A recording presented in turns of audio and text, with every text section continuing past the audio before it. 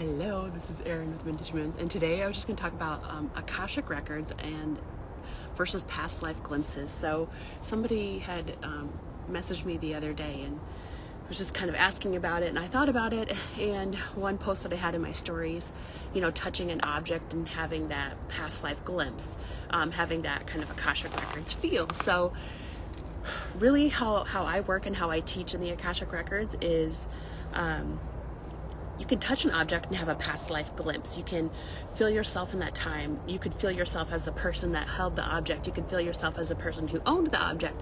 You can see the flashes of the timeline. You can really kind of be in that place in that time rather quickly.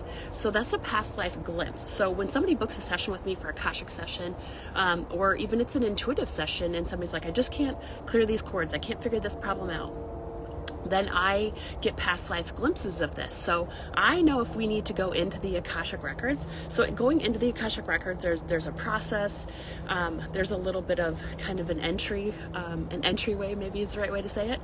And I always go into the Akashic Records with intention. There's an intention behind me going into the records. So even though it's kind of a visual thing, they'll show me their record book opening, and there's just some things that happen in the process that I learned and that I've added to over time since I've been doing Akashic Records work. So if you really want to do deep things in the Akashic Records, understand the chords, understand your gifts, reactivate gifts, clear old chords, patterns, spells, bindings, anything like that, that is a process to go into the Akashic Records for, into your past lives, into your soul's history. So it's really, so when I say past life glimpses versus the Akashic Records, how does that really chain out? How does that work?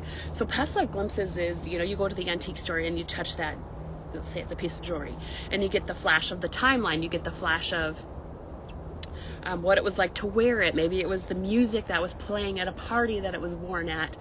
Maybe you understand and know that, like, I have this really cool silver piece that is like Aztec, so it's like very, very old.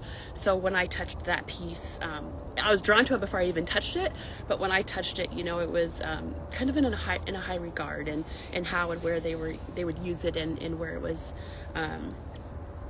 kept and stored and whatnot. I'm seeing like little tiny snowflakes.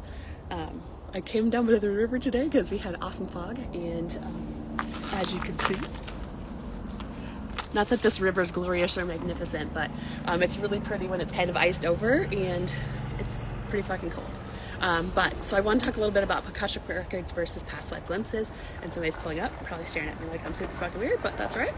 So if you have questions about the Akashic Records or past lives, you want to have a session, or if you're ready to work in the Akashic Records, my prerequisite is that you already channel. That class starts this week, so I'm getting the weird eyes. So if you have questions, please let me know.